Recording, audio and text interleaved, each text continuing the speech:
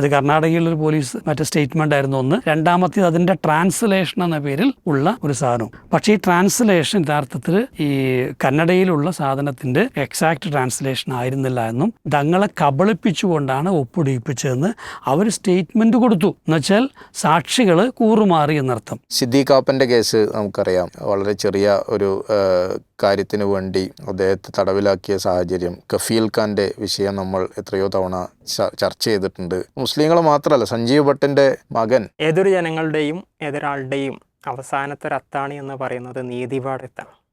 നീതി കോടതിയിൽ ഞങ്ങൾക്ക് നീതി ലഭിക്കും എന്നുള്ളൊരു വിശ്വാസ്യത പലപ്പോഴും ആളുകൾക്കുണ്ട്. അതിന് എതിരായിക്കൊണ്ട് ചില കാര്യങ്ങൾ ഇന്ത്യയിൽ പലപ്പോഴായി സംഭവിക്കാറുണ്ട്. 17 വർഷമായ ഒരു ചെറുപ്പക്കാരൻ വിചാരണ നേരിട്ടുകൊണ്ടിരിക്കുകയാണ്. അങ്ങനെ ബാംഗ്ലൂരു സ്ഫോടന കേസിൽ വിചാരണ നടന്നു, വിധി പറയാനിരിക്കെ കോടതി മാറ്റുന്ന ഒരു സാഹചര്യം ഇവിടെ സംഭവിച്ചു പോയി. ഇപ്പോൾ അടുത്ത് ജാമ്യാപേക്ഷ നിരസിക്കുന്നൊരു സാഹചര്യം പോലും ഉണ്ടായിട്ടുണ്ട് സക്കരിയ എന്ന ഒരു ചെറുപ്പക്കാരൻ്റെ. ഇത്തരത്തിൽ ഒരുപാട് ആളുകൾ ജയിലുകളിൽ കഴിയുന്ന വാർത്തകൾ നമ്മൾ കേട്ടുകൊണ്ടിരിക്കുന്നുണ്ട്. അപ്പോൾ ഈ ഒരു സാഹചര്യത്തിൽ ഇത് യഥാർത്ഥത്തിൽ ജനങ്ങൾക്ക് വിശ്വാസം ഉണ്ടാവേണ്ട ഒന്നാണ് കോടതികൾ എന്നുള്ളത്. അവയിലുള്ള വിശ്വാസം നഷ്ടപ്പെടാനല്ലേ ഇത് യഥാർത്ഥത്തിൽ ഉപകരിക്കുക? ഭരണകൂടം, പ്രത്യേകിച്ചും ഒരു ജനാധിപത്യ സംവിധാനത്തിലൊരു ഭരണകൂടത്തെ ജനം തിരഞ്ഞെടുക്കുന്നതാണ്. അത് അവരുടെ ആവശ്യങ്ങൾ പരിഹരിക്കുന്നതിന്, സുരക്ഷിതമായിട്ടുള്ള ഒരു ജീവിതത്തിന്, നീതിയുക്തമായ ഒരു സംവിധാനം നിലനിർത്തുന്നതിനൊക്കെ വേണ്ടിയിട്ടാണ് ജനങ്ങളിത് ചെയ്യുന്നത്.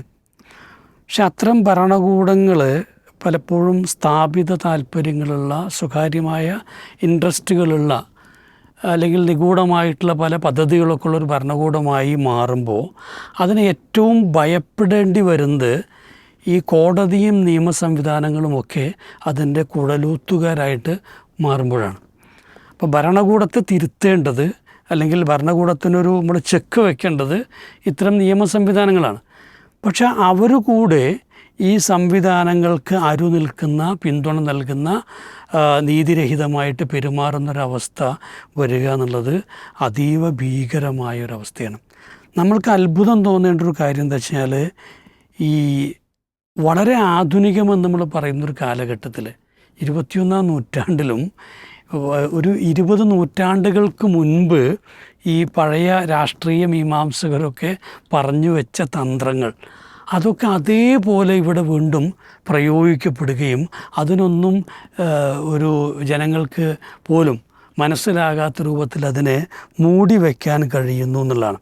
അപ്പം എന്ന് വെച്ചാൽ ഈ മനുഷ്യൻ്റെ സ്വാഭാവികമായ പ്രതികരണങ്ങളെപ്പോലും ഭീകരവാദമായിട്ടൊക്കെയാണ് പറയുന്നത്. ഇപ്പോൾ നോയിഡയിൽ അദാനിയുടെ ഒരു പ്ലാന്റിൽ വർക്കേഴ്സ് അവരുടെ പല പ്രശ്നങ്ങൾ ഉന്നയിച്ചുകൊണ്ട് ഒരു കലാപം പോലെ നടത്തിയവർ.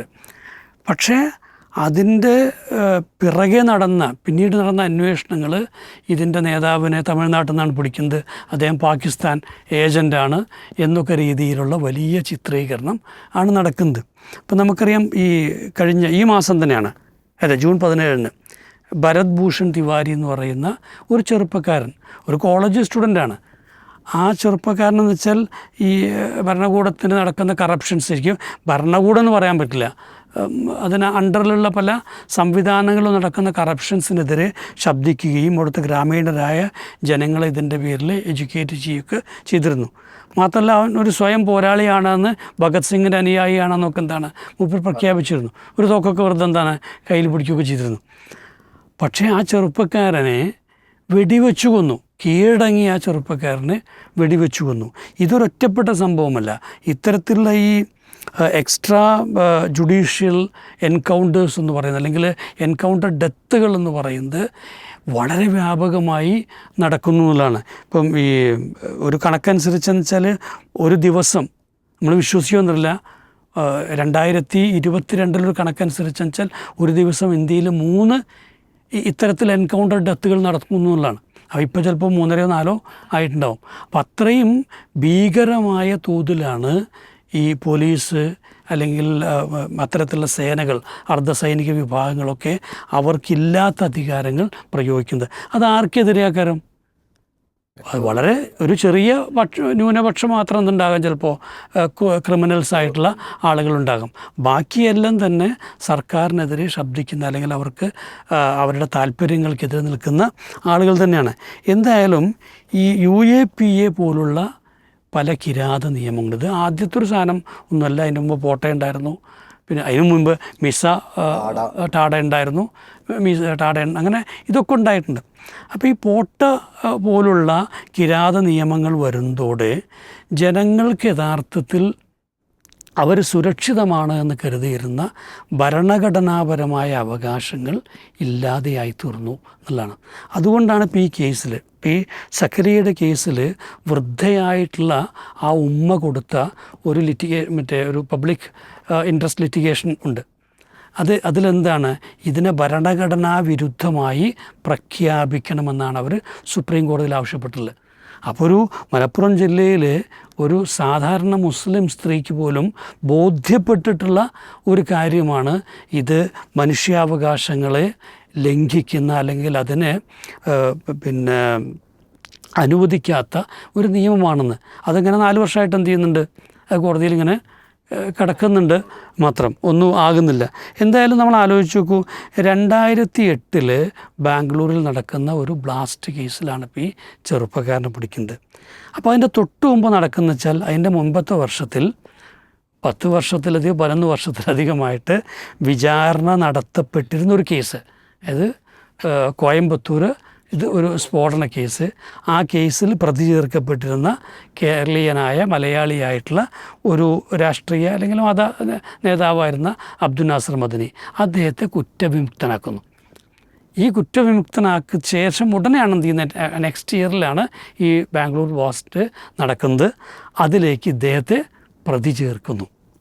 അപ്പോൾ ആലോചിക്കാൻ അദ്ദേഹത്തിനൊരു കാലില്ല, അദ്ദേഹം മറ്റേ രോഗിയാണ്, പ്രമേഹ രോഗിയാണ്, കണ്ണിൻ്റെ കാഴ്ച കുറഞ്ഞ് തുടങ്ങിയിരുന്നു. ഈ സമയത്ത് ഇദ്ദേഹം 3 തവണ കൊടുകിൽ പോയിട്ട് ഒരു ഭീകരവാദിയായ തടിയൻ്റെ നസീറുമായിട്ട് ഗൂഢാലോചന നടത്തി ഇങ്ങനൊരു ബ്ലാസ്റ്റ് സംഘടിപ്പിക്കുന്നതാണ്. അപ്പോൾ ഈ ബ്ലാസ്റ്റിന് അങ്ങനെ ഒരു വിശ്വാസ്യത വരുത്തണമല്ലോ.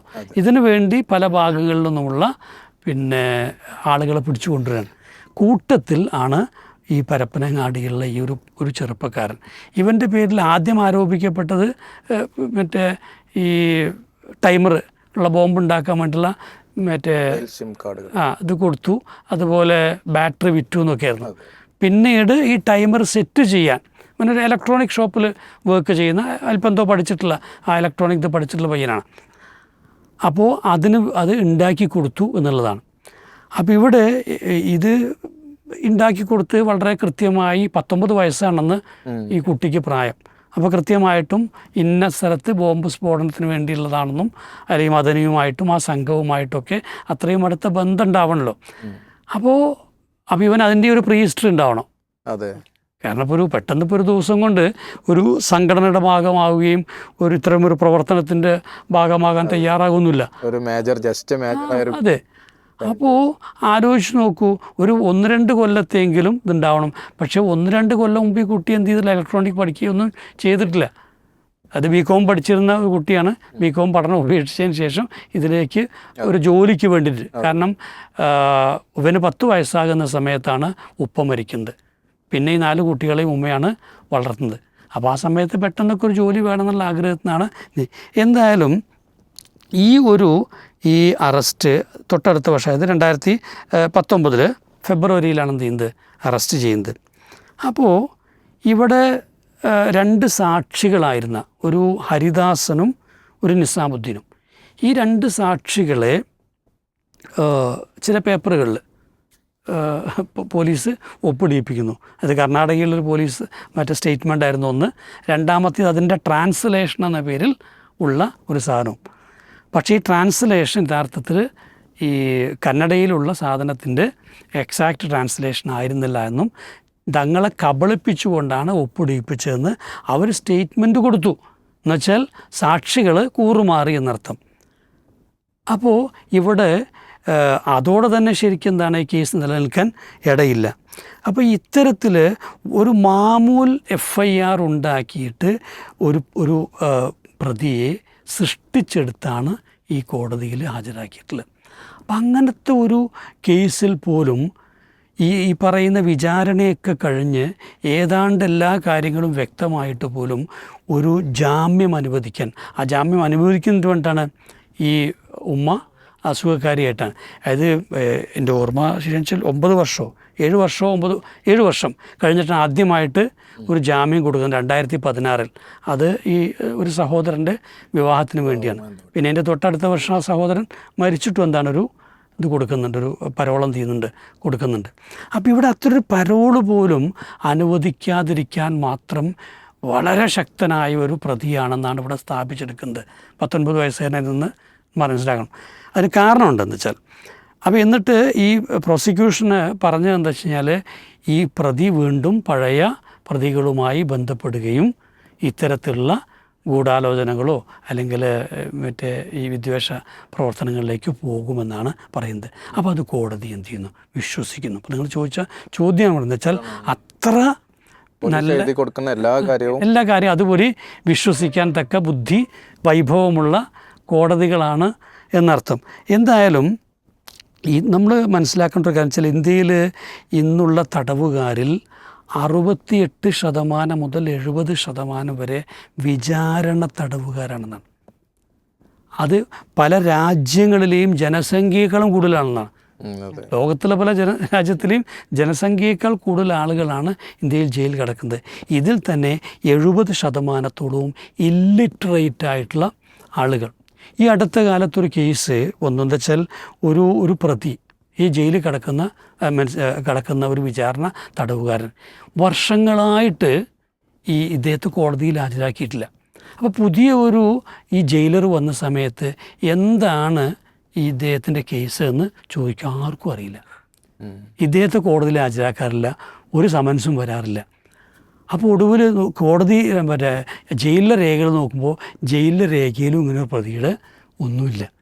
ചുരുക്കി പറഞ്ഞു കഴിഞ്ഞാൽ, എന്തു കേസിൻ്റെ പേരിലാണ് ഇദ്ദേഹം ഈ വിചാരണ തടവുകാരനായി കിടക്കുന്നത് എന്ന് പോലും വ്യക്തമല്ല. അങ്ങനെയുള്ള ആളുകൾ, അതുകൊണ്ടാണെന്ന് വെച്ചാൽ 1953 റുദാൽ ഷാ എന്ന് പറയുന്ന ഒരു കക്ഷിയുടെ കേസുണ്ട്. 30 വർഷം അദ്ദേഹം 68 അദ്ദേഹത്തെ കോടതി വിട്ടു കേസിൽ. പക്ഷേ അത് ഇവിടെ എത്തിയില്ല, ഇവിടെ ജയിലിൽ എത്തണ്ടേ. പിന്നെയും 12 വർഷം അദ്ദേഹം എന്ത് ചെയ്തു? 18 വർഷം മറ്റോ പിന്നെയും കടന്നു. വെച്ചാൽ 30 വർഷം അദ്ദേഹം വെറുതെ വിചാരണ തടവുകാരനായിട്ട് നിന്നു. ഇതുപോലെ തന്നെയാണ് ഈ ബൊക്ക താക്കൂർ എന്ന് പറയുന്ന 16 വയസ്സിലാണ് കൊണ്ടുപോയിട്ട് ഇടുന്നത്. 36-ാമത്തെ വയസ്സ് വരെ അവിടെ 36 വർഷം കടന്നു. അപ്പോൾ ഇതൊക്കെ സൂചിപ്പിക്കുന്നത് നമ്മളുടെ ഈ ജയിൽ മുറികളിൽ കിടക്കുന്ന ആളുകൾ, ഇവർക്ക് നീതി ലഭിക്കണമെന്നുള്ള ഒരു സാമാന്യ ബോധം ഇവിടുത്തെ നീതിപീഠങ്ങൾക്കില്ലാതെ പോയാൽ, അല്ലെങ്കിൽ അവരിൽ പലരും നിരപരാധിയാണ്, അവരുടെ ജീവിതമാണ്, അവരുടെ യൗവനമാണ്, അവരുടെ കുടുംബങ്ങളാണ് ഇത്തരത്തിൽ ഈ ജയിൽ മുറികൾക്കുള്ളിൽ വിങ്ങി മരിച്ചുകൊണ്ടിരിക്കുന്നത് എന്നുള്ളൊരു ബോധം നമ്മുടെ നീതിപീഠത്തിനില്ലാതെ പോയി കഴിഞ്ഞാൽ വലിയ ഒരു പാതകമായിട്ട് മാറാണ്. കാരണം ഇതൊരു കേവലൊരു നിയമ പോരാട്ടമല്ല, മറിച്ച് മനുഷ്യൻ്റെ ഒരു ഡിഗ്നിറ്റി ഉയർത്താൻ, നീതിയുടെ ഒരു എന്താ പറയുക വ്യവസ്ഥ കൊണ്ടുവരാൻ ഒക്കെ വേണ്ടി നടക്കുന്നതാണ്. ഇപ്പം ഈ വിഷയത്തിൽ, ഇപ്പോൾ സക്കറിയയുടെ വിഷയത്തിൽ ഞാൻ കേട്ട ഒരു കാര്യമാണ്, ഈ കേസിൽ പലരും മാപ്പുസാക്ഷികളായി, 6 പേരോ മറ്റോ മാപ്പുസാക്ഷികളായിട്ട് പുറത്തു വന്നിട്ടുണ്ട്. മാപ്പുസാക്ഷികളാകുക എന്ന് പറഞ്ഞാൽ അതിൻ്റെ വേറൊരു അർത്ഥം എന്താ വെച്ച് കഴിഞ്ഞാൽ ഒറ്റ കൊടുക്കുക എന്നുള്ളതാണ്. അതായത് പോലീസിന് അനുകൂലമായിട്ട് ഒരു മൊഴി കൊടുക്കാൻ തീയെന്ന്. പക്ഷേ ഈ ചെറുപ്പക്കാരൻ അതിന് തയ്യാറായില്ല എന്നാണ് നമ്മൾ കേൾക്കുന്നത്. എന്തായാലും അത്ര ഒരു വിൽ പവർ അത് സ്വാഭാവികമായിട്ടും ഇവരെ വല്ലാണ്ട് വിരളി പിടിപ്പിക്കുന്ന ഒരു യാഥാർത്ഥ്യമാണ്. രണ്ടാമത്തെന്ന് വെച്ചാൽ ഇദ്ദേഹത്തിൻ്റെ ഒരു ബന്ധു തന്നെ വക്കീൽ പറഞ്ഞൊരു കാര്യമുണ്ട്. എന്തുകൊണ്ടാണ് എല്ലാവർക്കും പറയും ഈ ചെറുപ്പക്കാരൻ യഥാർത്ഥത്തിൽ ഇതിനകത്ത് ഇത്തരം മാരകമായ ഒരു കുറ്റകൃത്യത്തിൽ ഏർപ്പെട്ടൊരു കുട്ടിയൊന്നും അല്ല എന്നുള്ളത്. പക്ഷെ എങ്കിലും പിന്നെ എന്തുകൊണ്ട് ഈ തടവിൽ ഇട്ടുകൊണ്ടിങ്ങനെ നിലനിർത്തി പോരണം എന്നുള്ള ചോദ്യം എല്ലാവരുടെ മനസ്സിലും ഉണ്ടാവും. ഇതിന് പ്രധാനമായിട്ടും വെച്ചാൽ 2 കാരണങ്ങളേ ഉള്ളൂ. ഒന്ന് പറഞ്ഞാൽ ഈ മെറിറ്റ് ഓഫ് ഇൻവെസ്റ്റിഗേഷൻ എന്നുള്ളത് അത് നാളെ ഡിസ്പ്രൂവ് ചെയ്യപ്പെടാൻ പാടില്ല, ചോദ്യം ചെയ്യപ്പെടാൻ പാടില്ല. കാരണം നീണ്ട അന്വേഷണങ്ങളുടെ ഒടുവിലാണ് ഈ പ്രതികളെ അറസ്റ്റ് ചെയ്യുന്നതും ചരിത്രത്തിലെ തന്നെ ഏറ്റവും വലിയ പിന്നെ ഒരു മറ്റേ കോടതിയിലേക്ക് സമർപ്പിക്കുന്ന എത്രയോ കേസ് ഡയറി വെച്ചാൽ 3000 പേജോ 4000 പേജിലെ കുറ്റപത്രമാണ് സമർപ്പിക്കുന്നത്. അപ്പോൾ ഇത്രയും സാധനങ്ങളെല്ലാം ഫാബ്രിക്കേറ്റഡ് ആണ് എന്ന് വന്നു കഴിഞ്ഞാൽ ഇത്തരം അന്വേഷണ ഏജൻസികളുടെ വിശ്വാസ്യത ഇല്ലാതെയാവും. ഓൾറെഡി അതില്ലാതെയായിട്ടുണ്ട്. കാരണം ഈ പോട്ട പോലുള്ള കേസുകൾ 5% പോലും ഇപ്പോഴും ചെയ്തിട്ടില്ല, കോടതികൾ വിധിച്ചിട്ടില്ല. അപ്പോൾ ഫലത്തിൽ എന്താ വെച്ച് കഴിഞ്ഞാൽ ഈ ഇത്തരത്തിലുള്ള അന്വേഷണ ഏജൻസികൾക്ക് തുടർന്നും നിലനിൽക്കാൻ വേണ്ട ഒരു ഗ്രൗണ്ട് വേണമെന്നുണ്ടെങ്കിൽ ഇവരെ ഏതെങ്കിലും രീതിയിൽ കുറ്റവാളികളാക്കി തന്നെ ചിത്രീകരിച്ച് മുന്നോട്ട് പോകണം. അപ്പോൾ അവിടെയാണ് ഇപ്പോൾ മദനയുടെ കേസിൽ പോലും ആലോചിച്ച് നോക്കൂ, അദ്ദേഹം ഒന്നാമത്തെ കുറ്റപത്രത്തിലില്ല, പിന്നെ രണ്ടാമത് സ്പെഷ്യൽ കുറ്റപത്രം ഉണ്ടാക്കുകയാണ്. അപ്പോൾ അതിനിടയിൽ നടന്ന ഒരു ആലോചനയോ ഗൂഢാലോചനയോ ഒക്കെ എന്താണെന്ന് വ്യക്തമാണല്ലോ. അങ്ങനെയാണ് അദ്ദേഹത്തെ പ്രതി ചേർക്കുന്നത്. എന്നിട്ട് ആലോചിച്ച് നോക്കൂ, പോയി സെക്ഷൻ 153 153A അനുസരിച്ച് പിന്നെ മതസ്പർദ്ധ ഉണ്ടാക്കുക, കലാപാഹ്വാനം ചെയ്യുക, ഇങ്ങനത്തെ 150-ലധികം കേസുകൾ മദനിക്കെതിരുണ്ടായിരുന്നു. ഒറ്റ കേസിൽ പോലും അദ്ദേഹത്തെ ശിക്ഷിച്ചിട്ടില്ല എന്ന് മാത്രമല്ല, ഒരു പെറ്റി പോലും അടക്കാൻ പറഞ്ഞിട്ടില്ല. അപ്പോൾ ഇത്രയും സുതാര്യമാണ് ഈ കാര്യങ്ങളെല്ലാം. പക്ഷേ എങ്കിലും നമ്മൾ ഇത്തരത്തിലുള്ള ഇതിൻ്റെ അടിയിൽ ഇങ്ങനെ കമൻ്റ് അടിക്കുന്ന കുറേ പേരുണ്ട്. എന്താണ് ഈ സക്രിയ കാരണം മരണപ്പെട്ട ചെറുപ്പക്കാരുടെ അല്ലെങ്കിൽ മനുഷ്യരുടെ അമ്മമാരുടെ അതാണ് ഒരേ ഒരാൾ. അപ്പോൾ അത് തന്നെ ആ ആസൂത്രണം കണ്ടാൽ തന്നെ നമുക്കറിയാം അത് ഏതോ രീതിയിലൊരു ബ്ലാസ്റ്റ് ഉണ്ടായി എന്ന് സംഭവിക്കാന്നുള്ള മാത്രമായിരുന്നു അതെ ലക്ഷ്യം. ആളെ കൊല്ലൽ പോലും വരുന്നില്ല, അതിനകത്തൂടെ ചിലരെ കൊടുക്കുക എന്നുള്ള. ചുരുക്കി പറഞ്ഞാൽ ഇങ്ങനെ പോകുന്ന ഈ പറയുന്ന ബ്ലാസ്റ്റുകളും അതിൻ്റെ സംവിധാനങ്ങളുടെയും മറുഭാഗം ആലോചിച്ച് നോക്കൂ. ശരിക്കും നടന്ന ബ്ലാസ്റ്റുകൾ അത് കൃത്യമായ പ്ലാനിങ് കൂടെ ചെയ്തതായിരുന്നു എന്നുള്ളത്, ഹിന്ദുത്വ സംഘടനകളായിരുന്നു എന്നുള്ളത്. ഇനിയിപ്പോൾ കേരളത്തിലാണെങ്കിൽ ഏറ്റവും വലിയൊരു ബ്ലാസ്റ്റ് അതൊരു ക്രിസ്തീയ വ്യക്തിയാണെന്ത് നടത്തിയിട്ടുള്ളത്. ഇതിനകത്തൊന്നും തന്നെ ടാടയും പോട്ടയും ഒന്നും വരുന്നില്ല. എന്നാൽ ഒരു ന്യൂനപക്ഷ വിഭാഗത്തിൽപ്പെട്ട വളരെ ചെറുപ്പക്കാരനായ ഒരു കുട്ടിക്കെതിരെ ഇത് ചുമർത്തപ്പെടുകയും അതിൻ്റെ എല്ലാ നിലയിലും അത് നീതിരഹിതമാണെന്ന് പ്രൂവ് ചെയ്യപ്പെടുമ്പോഴും കോടതികൾ അതിന് ഒരു അനുഗുണമായൊരു തീരുമാനമെടുക്കാതിരിക്കുകയും ചെയ്യുന്നു. അതൊക്കെ എന്ന് വെച്ചാൽ നിങ്ങൾ നേരത്തെ പറഞ്ഞ പോലെ വെച്ചാൽ ഒരു വിശ്വാസ്യതയുടെ പ്രശ്നം മാത്രമല്ല, മറിച്ച് നമ്മുടെ നാട്ടിലൊക്കെ ഭാവിയിലൊരു പക്ഷേ മനുഷ്യർ ഈ തങ്ങൾക്ക് കോടതികളിൽ പോലും വിശ്വാസമില്ല എന്ന് പ്രഖ്യാപിക്കാൻ ഇടയാക്കുന്ന കാര്യങ്ങളാണ്. ഓക്കെ, തീർച്ചയായും നമ്മൾ ജസ്റ്റിസ് നീതിക്ക് വേണ്ടി ചെല്ലുന്ന ഇടങ്ങളാണ്, അവസാനത്തെ ഒരു അത്താണിയാണ് കോടതികൾ എന്നുള്ളത്. അവിടെയാണ് ഒരു നിയമത്തിൻ്റെ പേരിൽ ഒരാളെ വെറുതെ പിടിച്ചേണ്ട ഒരു UAPA ചുമത്തിയിട്ടാൽ കുറേ കാലം വിചാരണ നടത്താതെ തന്നെ വിചാരണ തടവുകാരനായി തന്നെ വെക്കാം എന്ന് വരുന്നൊരു സാഹചര്യം. അപ്പോൾ പ്രത്യേകിച്ച് ഇത് കൂടുതലായിട്ട് വന്നിട്ടുള്ളത് മുസ്ലിം ചെറുപ്പക്കാരുടെ നേരെയാണ്. അപ്പോൾ ഇത് നാളെ ആർക്കെതിരെയും പ്രയോഗിക്കാനുള്ള ഗവൺമെൻറ്റിനെതിരെ സംസാരിക്കുന്നവർക്കെതിരെ പ്രയോഗിക്കാനുള്ളൊരു സാഹചര്യമായി മാറുമ്പോൾ ഇത് യഥാർത്ഥത്തിൽ ജനാധിപത്യത്തിനും ഒക്കെയുള്ളൊരു ഭീഷണി തന്നെയായി മാറുന്നില്ലേ യഥാർത്ഥത്തിൽ? അതെ, ഇപ്പോൾ അമിത് മാഷ് പറഞ്ഞ പോലെ ഈ സക്കരിയ എന്ന് പറയുന്ന ചെറുപ്പക്കാരൻ്റെ വിഷയം, അദ്ദേഹം പരപ്പനങ്ങാടി സ്വദേശിയും എൻ്റെ നാട് തിരൂരായിരുന്നു അദ്ദേഹം ജോലി ചെയ്തിരുന്നത്. തിരൂർ ഗൾഫ് മാർക്കറ്റിലൊരു ഷോപ്പിലായിരുന്നു അയാളുണ്ടായിരുന്നത്. 19 വയസ്സുള്ള ചെറുപ്പക്കാരനെ അന്ന് പിടികൂടി കൊണ്ടുപോയി ഇന്ന് 35-36 വയസ്സുള്ള ഒരു വ്യക്തിയായി അദ്ദേഹം മാറുമ്പോൾ, ജയിലിൽ പുറം ലോകം കാണാതെ ജീവിക്കുമ്പോൾ ഏറ്റവും വലിയൊരു സങ്കടം അത് കേരളത്തിലെ എന്നല്ല ഇന്ത്യയിലെ മുഴുവൻ മനുഷ്യാവകാശ സംഘടനകളും ഇനിയും അതിശക്തമായി ഉയർത്തിക്കൊണ്ടുവരേണ്ട ഒരു വിഷയമായി നിലനിൽക്കുകയാണ്. ഇപ്പം ഇന്ന് ഇപ്പം ഈ വൈകുന്നേരം ഞാൻ കണ്ട ഒരു വാർത്ത എന്താണെന്ന് വെച്ചാൽ നമ്മളെ കോക്രോച്ച് പാർട്ടിയുടെ നേതാവ് അഭിജിത്ത് പറയുന്നൊരു കാര്യം, ഞാൻ ഈ ഗവൺമെൻറ്റിനെതിരെ സംസാരിക്കുന്നത് എൻ്റെ പേരെങ്ങാനും ഒരു ഖാലിദ് എന്നായിരുന്നെങ്കിൽ എപ്പോഴോ ഞാൻ അറസ്റ്റ് ചെയ്യപ്പെട്ടേനെ എന്നുള്ളതാണ്. അപ്പം ഇത് ഇന്ത്യയിലുടനീളമുള്ള എല്ലാവരുടെയും മനസ്സിൽ നിൽക്കുന്ന ഒരു കാര്യമാണ്. ന്യൂനപക്ഷ വിഭാഗങ്ങളിൽപ്പെട്ട ആളുകളെ തെരഞ്ഞുപിടിച്ച് ഉപദ്രവിക്കാൻ നിരന്തരമായി നമ്മുടെ സംവിധാനങ്ങൾ ഉപയോഗപ്പെടുത്തപ്പെടുന്നുണ്ട് എന്നുള്ളത്. ഇപ്പം ഞാൻ ജക്കരിയയുമായി ബന്ധപ്പെട്ട ഇതേ 2009 അറസ്റ്റ് ചെയ്യപ്പെട്ട മറ്റൊരു വ്യക്തി ഉണ്ടായിരുന്നു, ഈ അടുത്ത് കഴിഞ്ഞ ദിവസം മരണപ്പെട്ട ഒരാൾ. അബ്ദുൽ ഖാദർ എന്നായിരുന്നു അദ്ദേഹത്തിൻ്റെ പേര്, കൊടക് സ്വദേശി. അദ്ദേഹത്തിന് മരണം വരുമ്പോഴാണ് ഈ കേസ് ഒന്നുകൂടി പുറത്തേക്ക് വരുന്നത്. 17 വർഷം അദ്ദേഹം തടവിൽ കഴിഞ്ഞ് 45-ാമത്തെ വയസ്സിൽ അറസ്റ്റ് ചെയ്യപ്പെടുകയും ഒരു യൗവനത്തിൽ മധ്യവയസ്കതയിലുള്ള ഒരു വ്യക്തി അറസ്റ്റ് ചെയ്യപ്പെട്ട 62-ാമത്തെ വയസ്സിലാണ് അദ്ദേഹം പ്രമേഹ രോഗിയായിരിക്കെ പ്രമേഹം മൂർച്ഛിച്ച് ജയിലിനുള്ളിൽ വെച്ച് മരണപ്പെടുകയാണ് ചെയ്യുന്നത്. അദ്ദേഹത്തിന് ചാർത്തപ്പെട്ട കേസുകളുടെ ഗതി വെച്ച് നോക്കുകയാണെങ്കിൽ തന്നെ 3 വർഷമാണ് അദ്ദേഹത്തിന് മാക്സിമം തടവ് കിട്ടേണ്ടിയിരുന്നത്. അതിന് 17 വർഷം അയാൾ വിചാരണ തടവുകാരനായി നിന്നു. ജാമ്യം വേണ്ടത്ര രൂപത്തിലുള്ള പുറത്തേക്ക് ഇറങ്ങാനുള്ള സാഹചര്യങ്ങൾ ഉണ്ടായില്ല. അവസാനം ജയിലഴിക്കുള്ളിൽ മരണപ്പെടുകയാണ്. ഇത് നമ്മുടെ സംവിധാനത്തോട് ചോദിക്കുന്നൊരു ചോദ്യമുണ്ട്, ഇവർക്കൊക്കെ ആര് ഇതിനൊക്കെ പരിഹാരം ചെയ്തു കൊടുക്കും? ഇവരുടെ കുടുംബങ്ങൾ, മക്കൾ, മാതാപിതാക്കൾ, അവരെ സ്നേഹിച്ചിരുന്ന മനുഷ്യന്മാർ, അവർക്കുണ്ടാകുന്ന മാനസികാഘാതങ്ങൾ, അവരുടെ കുടുംബത്തിനുണ്ടാകുന്ന നഷ്ടം, ഇതൊക്കെ ആര് പരിഹരിച്ചു കൊടുക്കുമെന്നുള്ളത് വലിയൊരു ചോദ്യചിഹ്നമായി നിൽക്കുകയാണ്. ഇതേപോലെ എത്രയോ അധികം ആളുകൾ ഇപ്പോൾ ഇന്ത്യയിലുടനീളം വലിയ അളവിൽ കഴിഞ്ഞ ഒരു 5 വർഷമായി ചർച്ച ചെയ്തുകൊണ്ടിരിക്കുന്ന ഒരു വിഷയമാണ് ഉമർ ഖാലിദ് എന്ന് പറയുന്ന JNUവിലെ വിദ്യാർത്ഥിയായിരുന്ന PhD ഒക്കെ നേടിയിട്ടുള്ള JNUകാരനായിട്ടുള്ള, അവിടെ തന്നെ എല്ലാ ഡിഗ്രിയും PGയും MPhilഉം PhDയും ഒക്കെ JNUവിൽ പൂർത്തിയാക്കിയ ഒരു ചെറുപ്പക്കാരനെ ഡൽഹി കലാപത്തിൻ്റെ പേരിൽ അതിൻ്റെ ആസൂത്രകനാണ് എന്ന് പറഞ്ഞുകൊണ്ട് അദ്ദേഹം സംസാരിച്ച സംസാരങ്ങളൊക്കെ പബ്ലിക് പ്ലാറ്റ്ഫോമിൽ അവൈലബിളാണ്.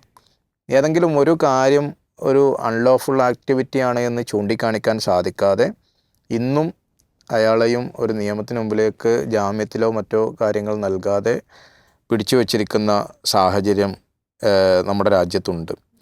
സിദ്ദീഖാപ്പൻ്റെ കേസ് നമുക്കറിയാം.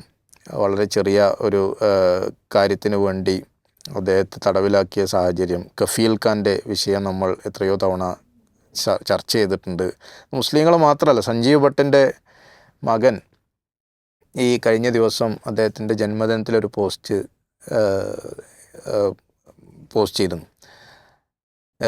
എൻ്റെ പിതാവിനോർത്ത് എനിക്ക് അഭിമാനമാണുള്ളത്. അദ്ദേഹം സത്യത്തിനും നീതിക്കും വേണ്ടി നിന്നതുകൊണ്ടാണ് ഭരണകൂടം അദ്ദേഹത്തെ ഇങ്ങനെ ആക്രമിക്കുന്നത്, ഇങ്ങനെ തടവിലിടുന്നത് എന്നു.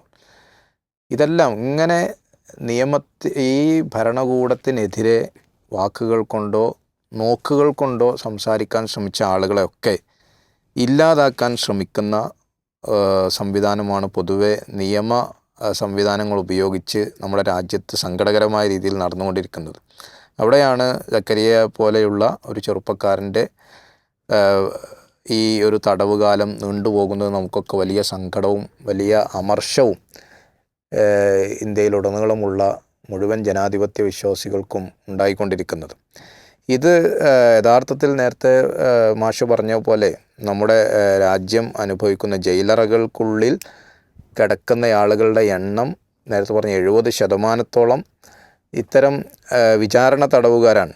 അത് നമ്മുടെ ഭരണകൂടത്തിൻ്റെയും നീതിന്യായ വ്യവസ്ഥകളുടെയും ഒക്കെ കണ്ണ് തുറപ്പിക്കേണ്ട സമയം അതിക്രമിച്ചു കഴിഞ്ഞിരിക്കുന്നു എന്നാണ് ഈ